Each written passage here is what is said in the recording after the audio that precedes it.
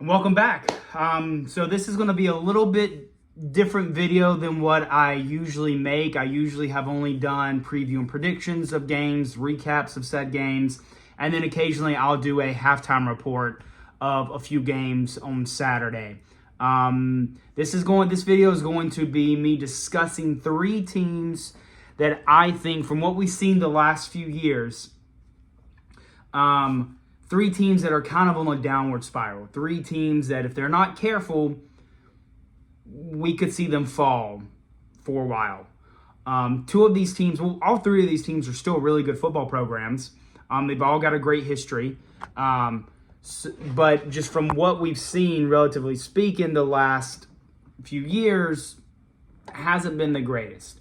Sorry, I'm trying to fix my camera. There we go. So let's just jump into it. First team I want to get into are the Florida Gators. Now,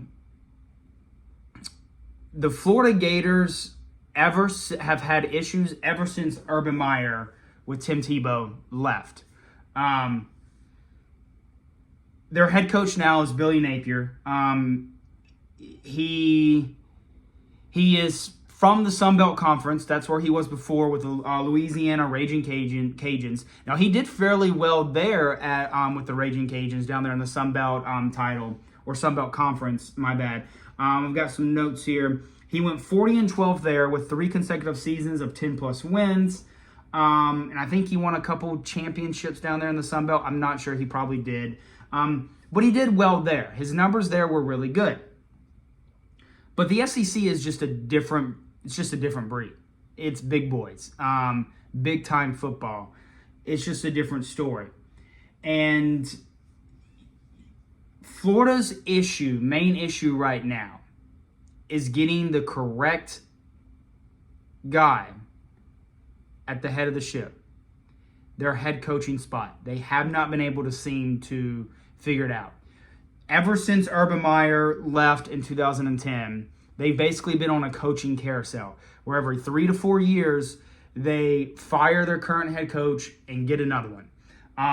Just a quick run through of their past coaches. Obviously, they had Steve Spurrier, who was a great coach from 1990 to 2001. And they had Ron Zook take over from 2002 to 2004. I don't really know much about him. And I think Charlie Strong was an interim head coach in 2004 until Urban Meyer took over in the 2005 season. And he led the Florida Gators to 2 national titles. And then he left in 2010. And then since 2010, after Tim Tebow left and Urban Meyer left, they had Will Muschamp from 2011 to 2014, Jim McElwain, who was a horrible hire, 2015 to 2017, Dan Mullen from 2018 to 2021, and then President Billy Napier took over in the 2022 season, and he's still coaching today. So just a coaching carousel ever since that 2010 season. It's been 13 years. They haven't been able to seem to figure it out. It seems like every 3 to 4 years, they fire their head coach and they start all over. And that's their issue, is that, one, they're not given enough time to these coaches to really get going. And I don't blame them. I don't blame them firing Will Muschamp. He performed awful. I don't blame them firing Jim McElwain. He was awful. And I definitely don't blame them firing Dan Mullen. He was awful. He could not recruit. He stated that he hated recruiting. You have to be able to recruit in the sport if you want to keep up. You just have to. There's no ifs, ands, or buts about it. If you don't want to recruit, go be a high school football coach. Go be a coach in the league or something. But you can't coach in the college football if you don't want to recruit. And so the Florida Gators are in a very tricky spot here, because it has been, the past few seasons have been miserable for the Florida Gators. They've just performed horribly. It's been piss poor performance. And Billy Napier is halfway through his second year, and there are already talks of a lot of Gator fans wanting to fire Napier. And I don't know what decision they should do, because so far through Billy Napier's career at Florida, he has gone 10-9. So he is just barely over 500 as the Florida Gators head coach. And it hasn't looked good. It hasn't looked pretty. And he's getting paid $7.1 million annually. That's a lot of money. It is, And he's got losses to Kentucky twice, lost to Tennessee, lost to LSU. He's lost twice to Georgia. He's got a loss to Vandy. FSU's lost. He's lost to Oregon State. He's lost to Utah. No, he did beat Utah the first time, but, he came out with a loss this year. And their biggest, going back through his last season and this season up to today, I mean, his biggest wins are what? Tennessee at home this year, Utah game last year. I mean, I know they beat Texas A&M last year as well, but that's not really a great win. So Florida Gators have two options. They can either stick with Billy Napier and see what he can do, or they can fire him. But here's the tricky part. I don't know if Billy Napier has what it takes to lead a team as this caliber in this type of conference, basically to the promised land, to where the Florida Gators want to be. They want to be competing for the SEC championship. They want to be competing for national championships. They want to make the playoffs. They have yet to make the playoffs. Like, that's where Florida Gators want to be, and I don't think Billy Napier is that guy. He just hasn't proven it yet, and I understand he's only been there for a year and a half, but he's just made ridiculous coaching errors, coaching mistakes on the field. I just feel like he's in way over his head. And he's way too inconsistent. Way too inconsistent. He gets a big win against Tennessee at home and then just immediately gets blown out of the water by Kentucky. And I understand Kentucky's a good football team, but inconsistency. He just doesn't have it yet at this point in his career. So the issue that Florida Gator faces moving forward is if they decide to stick with Billy Napier and give him another year or 2 years, what if in 2 years he's still going 9-3 would actually be really good. What if he's still going 8-4, 7-5, 6-6, if not worse? And we all know that schedule for the Gators next year is probably one of the toughest I've seen. I mean, that is a brutal schedule. That is a gauntlet. I wouldn't want to play it. So you're looking, go through and look at that schedule. Give me 4 teams that you think Florida's beating. They're going to play every team in Florida. They're going to play FSU, Miami, and UCF, all Florida teams next year. And I'm not even guaranteed that they'll beat UCF. UCF is probably their easiest game on the schedule next year. Besides their one, non-Power 5 non-con, and I don't even remember who it is. But they have a brutal schedule coming up, and it's only going to get tougher with the addition of Texas and Oklahoma coming, and then we're getting rid of divisions, so there's no guaranteed wins in Vandy and Mizzou every year. You would think that Kentucky was a guaranteed win every year because it had been for 31 straight years, but now Kentucky's basically a guaranteed loss for the Gators. So you run into that issue. You give Billy Napier a couple more years, and then he still doesn't pan out. You have to fire him. Well, now you're starting all the way back over. If you fire Billy Napier at the end of the season and you have to hire a new head coach, you have to get it right. That's the point, is their next hire of head coach has to get it right. They have to hit the next hire out of the park, or Florida could be facing decades of just miserable play, averaging 6-6, 7-5, barely making it to a bowl game, sneaking up on Georgia and LSU once every year, maybe getting a big win on the road here and there. Florida Gators have to be very careful with decisions that they make. Like I said, I personally don't think Billy Napier is the guy. I've said it since day one, and I still say it today. He can still prove us all wrong. He can prove me wrong, and he can come out and be one of the greatest coaches to ever coach in the college football world. I just don't personally see it. So I don't know where Florida moves from here to right the ship. Do you keep Billy Napier and hope he works out? Let him get more of his recruits in? Or do you fire him and try and get a new head coach to start in this new era of college football, try and start it over like brand new. I don't know. My opinion is that I would probably, depending on how the season pans out for Florida, I don't think it's going to get a whole lot better. I still see 3 to 4 more losses coming for them. They still got to play LSU. They still got to play Georgia. They still got to play FSU. They still have to play. They still have to play South Carolina. I can't remember. Point is, I still see more losses for this team. At least 3 that I can count. So I don't know. I would fire Billy Napier, and I would make sure that my next hire is a really good fit. Somebody that I know that can recruit, and that I think you got to get a defensive-minded coach. But that's easier said than done. It's a tricky path for Florida. Lots of landmines, and if they make another bad coaching decision, you could see Florida in the toilet for 15 plus years, especially with the way college football is moving and how hard the SEC is about to get. It could be really bad. Moving on, the next team I wanted to talk about are the Clemson Tigers. And I have made my opinion in some of my videos very clear about how I feel on Dabo Swinney. Now, Dabo Swinney was a great coach from 2008 to 2018. He was a fantastic coach. He took over midway through the 2008 season for the Clemson Tigers after Tommy Bowden resigned. Since then, he has won 2 national championships for the Tigers, 2016 and 18, and he has won 8 ACC championship titles, I believe, 8.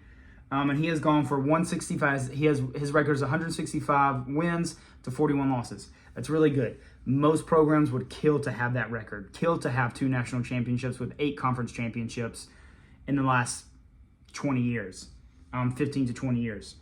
But the problem is that ever since Trevor Lawrence and Deshaun Watson have left, they have been on the decline. They haven't won anything since then. And don't get me wrong when I say they haven't won anything. Now, they're still playing great football. They're still going 10-2, 11-1, still making the ACC championship. But from what we're used to seeing Clemson be, they've fallen from that. In the 2020 season, they went 10-2 overall with an 8-1 in their conference. 2021, they went 10-3 overall, 6-2 in their conference. And in 2022, they went 11-3 overall, 8-0 in their conference. They lost to South Carolina out of conference. They lost to Tennessee in their bowl game, and they lost to Notre Dame. I forget who their other out of conference loss to was in the 2022 season. I think it might have been Notre Dame. But the point is, the last 3 seasons they have gone 31-8. Which is still, like I said, really good. Most programs, most football teams would kill to have that record over the last 3 seasons. But the problem is that they are starting, they've already had this season, they've already lost to Duke. They've already lost to FSU. They have 2 losses on the schedule on the season so far, and we're not even halfway through October. Well, I guess we are halfway through October. So I don't see them making the ACC championship. They're definitely not making the playoff. So Clemson is on a downward spiral, and it is all because of their head coach, Dabo Swinney. He is stuck in 2018. He has refused to use the transfer portal. When it comes to the transfer portal, he sticks his head in the dirt, and he just acts like it doesn't exist. It's not there. He's come out multiple times of his disagreement of it. He doesn't like NIL. He's come out multiple times of his weird belief on NIL. His failure to adapt has cost Clemson opportunities at winning in the postseason. Plain and simple. Dabo Swinney is the sole reason why they have not won anything since 2018. And he is the sole reason why they will not win anything else with him or anything in the foreseeable future. He is the sole reason why FSU has taken over that conference and seems like they have a good stranglehold on that conference now. He is the sole reason why they are going to consistently go 10-2, 9-3, and if things get worse, 8-4, or even worse, because of his failure to adapt. His preachy attitude, his incompetence when it comes to adapting to the current ways of college. You don't have to like it. Many coaches don't like it. Kirby Smart has come out and says his issues with the transfer portal and NIL. Nick Saban. I mean, all these coaches have communicated to the world that, hey, they have issues with it. But guess what? They still adapt to it. They change. They keep up with the times because they know that to win, to do what they want to do, to be at the top of the mountain, they have to adapt. And Dabo Swinney is just flat out refusing. And he has cost that program significantly. And Clemson fans should be up in arms, picketing and rioting about this. Because this isn't Sunday Bible school. This isn't therapy talk. This is college football. Big boy college football. And he can't sit here and act like it's not changing. Because they'll leave him behind. They're getting left behind. Clemson Tigers, as we sit here today, they are getting left behind.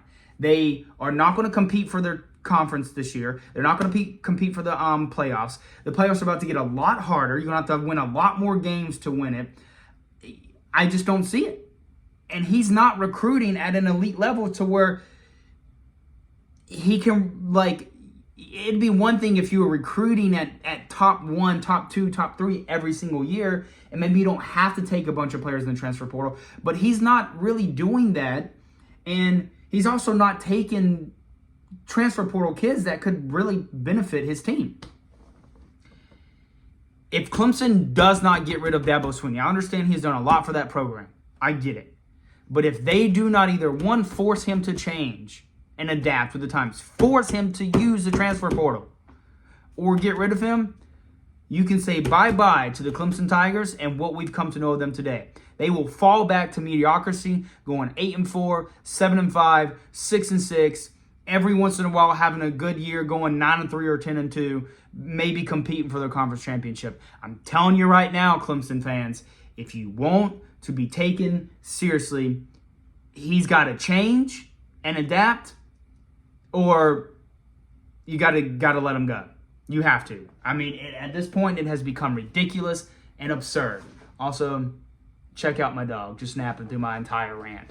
Oh, there's my other dog, napping. They're used to me screaming. It's flooding bad outside. So, like I said, yeah, I've ranted before, and I will continue to rant again about Dabo Swinney. He's got to get with the times. He has got to get with the times, or they're going to get left behind, big time. Moving on. Now, this one might be a little controversial, maybe not, but this is one that is all relative to their recent history. Is Alabama, the Crimson Tide. Now, I am not coming on here and saying Alabama is not a good football program, not a good football team. They still, to today, have one of the top 1, top 2, top 3 rosters in all of college football from top to bottom. The talent is there. But relatively speaking to what we've seen since 2007, the last few years, couple of years, have been a downward trend. And one of those years, they went to the national championship. So it tells you how good this program is. Also, we all know Nick Saban is the head coach of Alabama. He's been there since 2007. Nick Saban will go down as the greatest head coach of all of college football. He has won 7 national titles.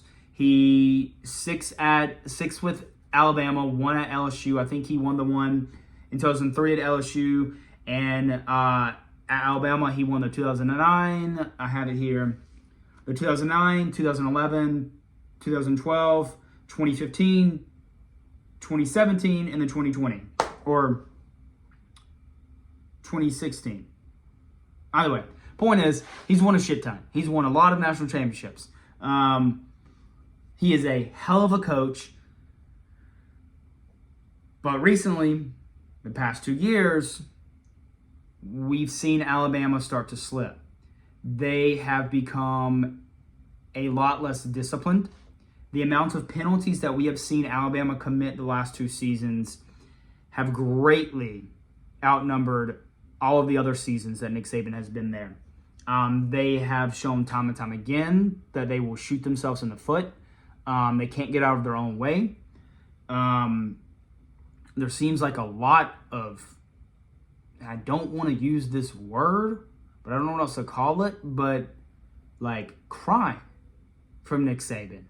Not like actual tears, but like bitching about how Alabama should be this, Alabama should be that. Like last year, we all saw the commercial during the halftime where he was on there preaching about how Alabama should be in the college football playoff. You got 2 losses. You're not making it in a 14 playoff with 2 losses.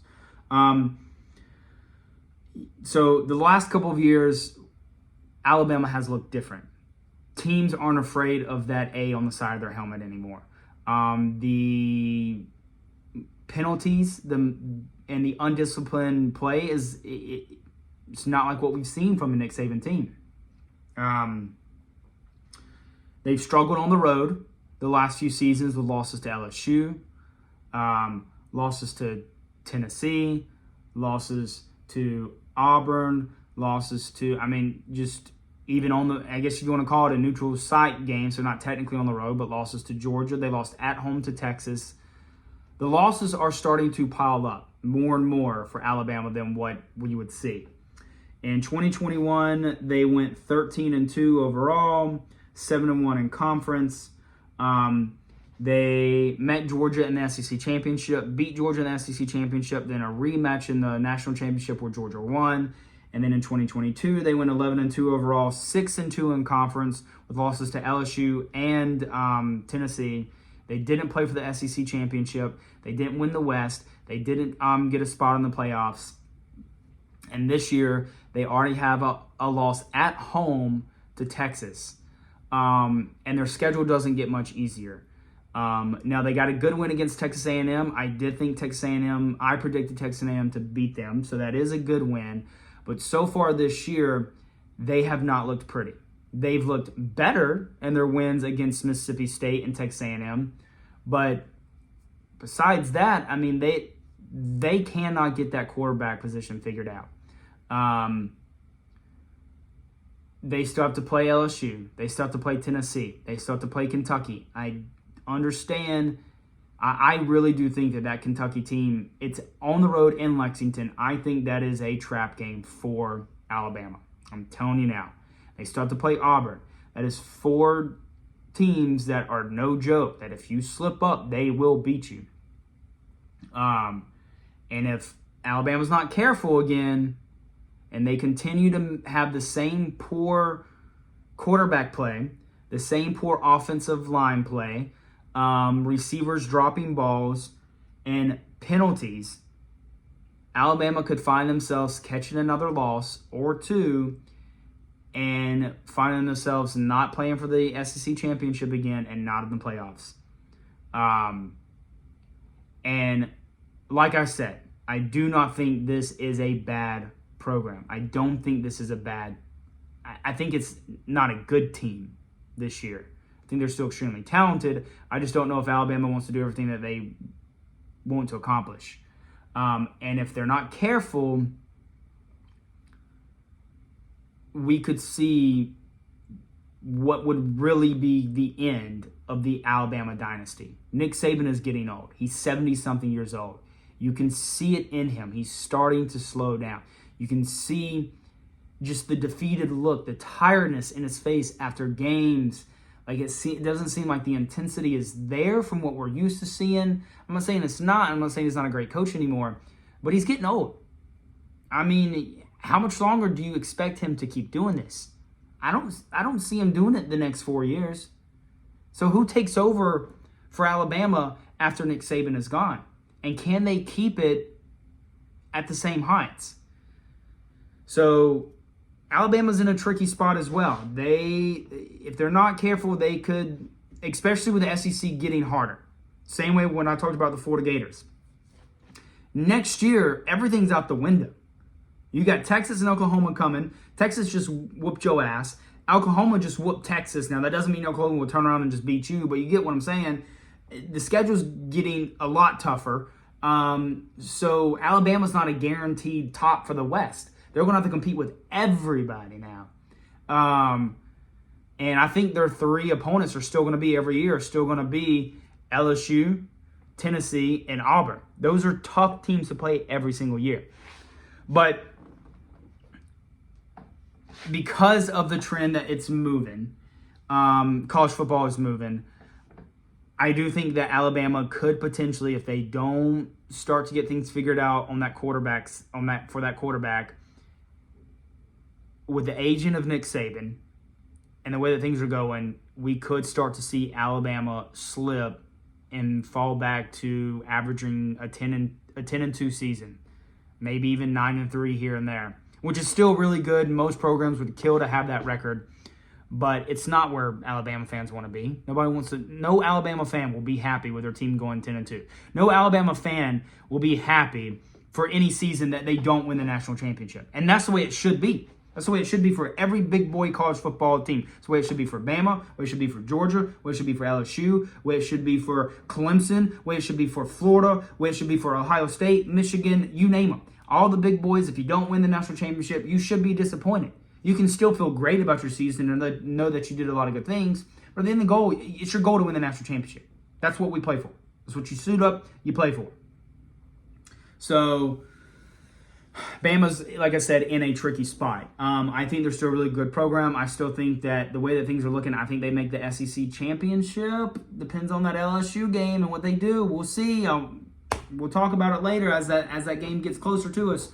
But that is all for this video. I just want to get on here and do a little bit different kind of conversation. I just had these thoughts going in my head. I think that these are three teams that we could potentially kind of see on the downfall if they're not very careful. I think if they can right the ship, they can get back on course and become to what we know them as. But if they're not careful, like I said, it could go down. But other than that, that's all. Over and out.